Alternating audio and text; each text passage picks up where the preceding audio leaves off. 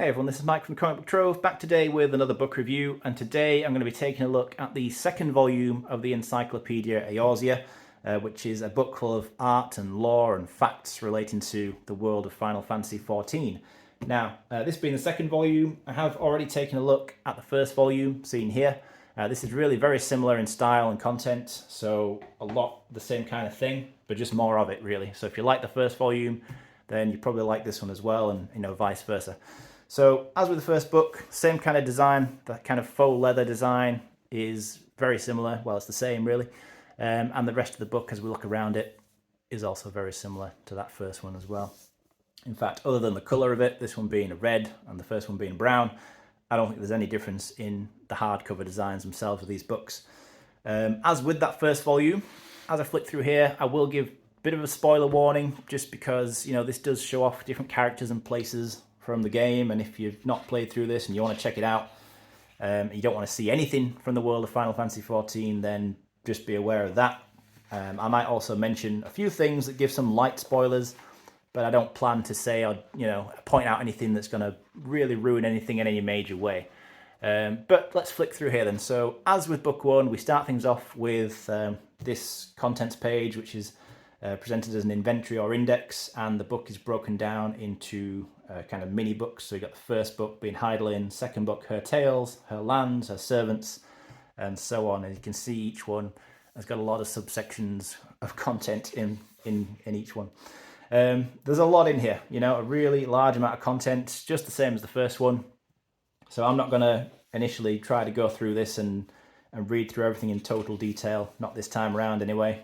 If you ever would like me to cover these two books in more depth and really focus on a lot of it in specific detail, let me know. I could maybe do that at some point. But this is going to be more of a fairly brief overview as I review the book in general. So this one then, if you're familiar with the game at all, with FF14, then you'll probably recognise some of this stuff. But this book has a lot of information in it, a lot of content relating to the Stormblood expansion, which is kind of set in the far east of the world. And that's kind of reflected in the whole design of it, really. So there's still other stuff, though, so it's not entirely related to Stormblood. There's still things in here that focus on content from A Realm Reborn and Heavensward. But I would say overall, Stormblood stuff is probably the majority of what's in here overall. But yeah, so as with that first book, you get a lot of information on the characters, on the geography of the world, the history, the different kind of factions and creatures that you see here. Some story elements are covered in some detail. So like you hear here, it's got like a Stormblood section that gives you a bunch of information. This guy sucks. I just got to say that right now. But yeah, overall, this is really kind of fascinating thing to read through. If you are a fan of this game, here's Yugiri, Ultimate Ninja, which is cool. But yeah, this is just cool. Now, Stormblood was probably my least favourite of the expansions, so I don't have the love for it that maybe other people do. For me, the best expansion, kind of by some way, was Shadowbringers. Big fan of that one. So with that being a main focus of the upcoming third volume, definitely looking forward to seeing what's in there in more specific detail. But this was still pretty cool. Stormblood did have its moments. It just didn't quite captivate me like some of the other parts of the game did. But a lot of the designs for the world itself and the characters and everything, I can't criticize that. It had a very cool aesthetic to it. And, as you flick through here, a lot of that is on show. So you see different parts of the world here. So you see it broken down into areas like the fringes, the peaks. Here's your history section. And then as you flick through the book, you start to get, sections on more specific characters. So here, like Her Servants, is basically the different characters that you'll see and meet as you play through the game. Some of these characters being, to me at least, more memorable than others. Can't even remember if I've seen all of them. Some of them stand out, like this guy. I remember him. But then plenty of others, I'm looking at them here and thinking, I don't really remember them. Don't know if it's because I either didn't meet them yet in the game, because, there's plenty of stuff that, to be fair, I just haven't got around to doing. It's a huge game, there's a lot in it. Or maybe I just have met them and kind of forgotten them. Yeah, that's possible too.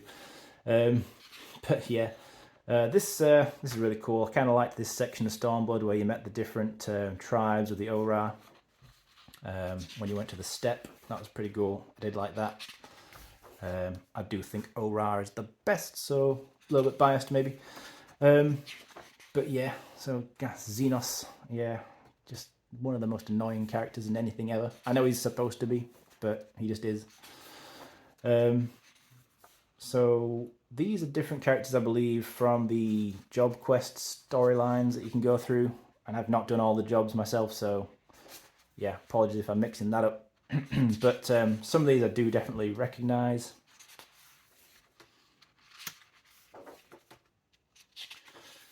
Let's see, Book 5, Her Bounds. And all of this is written kind of thematically in style with the game. So it's kind of written in that sort of old worldy, fancy way, if you know what I mean. If you played the game, I'm sure you do know what I mean. Oh, this is a cool section. So this focuses on a lot of the dungeons, a lot of them being quite early game dungeons. So this is A Realm Reborn stuff. And these are like the very first few. So like Sestasha being, I think, the very first dungeon in the game that you play. And then a lot of these other early ones as well. So you're seeing artwork of the enemies that you fight in there. Obviously kind of concept designs of the dungeons. And I've played through these few dungeons here probably more times than any other, just because when you're leveling low level characters, you do them over and over again to the point of going a little bit mad. That's my experience anyway. But this one, oh man. This dungeon, I don't know how you say that. Hawkey? I don't know how you pronounce that. But anyway, it's this haunted house style dungeon. I don't like it. The Stone Vigil. Yeah, I feel like I've done that a million times. The Praetorium. Everybody's favourite part of the game. But it's all really cool. You know what I mean? Like, it's just, I just love the way this is presented. I think clearly a lot of effort and care went into producing these books. To the point where they're just, you know, quite beautiful, honestly, to look through. Now we see here, so these are more much later dungeons here from Stormblood. Because this one, the one I was, where is it from? Yeah, this one, Shisui of the Violet Tides. I really liked that. I think the whole aesthetic of that one is really cool. This Ruby Princess boss is pretty cool. Doma Castle, that was good. So yeah, Stormblood had its moments, you know, it's definitely had some cool stuff. But like I say, there's just other parts of the game that I personally enjoyed more. So, oh yes, some of the jobs that were introduced at this point. Red Mage, it's just Red Mage and Samurai, I think. Yeah. Weapons, oh yeah, there's a lot of weapons in this one. So a lot of different weapons used by the different jobs. You got your axes for warriors, your swords, your monk weapons, ninja knives, samurai katana.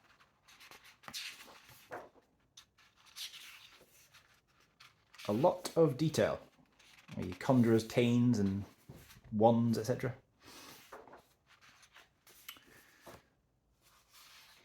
Oh yeah, so this is kind of showing the different, kind of breaking down the lore of the different jobs and the reason they use their different parts of their equipment.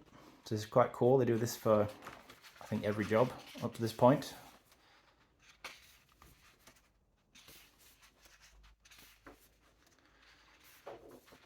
Very cool. The Kojin, that's a cool tribe.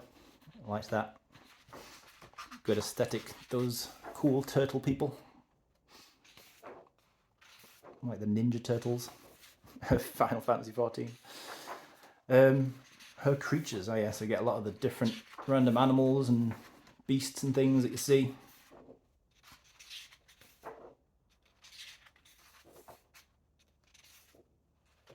Hopefully as I flick through this, just gives you a good idea, maybe if this is a book you've been interested in yourself, whether or not it's something you want to pick up for yourselves. But, you know, let me know your thoughts on this, you know, as I've gone through it, and obviously thoughts on FF14 in general, maybe what you thought of the Stormblood expansion, etc. Definitely looking forward to getting the third volume though, I've got to say. But this book, you know, like the first volume, really nicely designed, you know, in terms of the build of the book, if we look at the, you know, the fundamental stuff like that. Really good, you know, binding is absolutely fine, page quality really nice. Just a couple of really kind of high quality books really, both these volumes so far. I don't expect the third one will be any different in that regard. But hopefully then that was of interest as I flick through this book. Like I say, if you want me to do more in-depth discussions of these books and really break things down in more detail, I could possibly do that at some stage. But I just wanted this to be a relatively brief overview as I look through the book itself. But I do recommend this for FF14 fans, just as I did with Volume 1. So that is out there now. Hopefully that's been of some use to you. But thank you for watching this all the way through. If you've done that, that's appreciated as always. I'll be back again soon to discuss something else.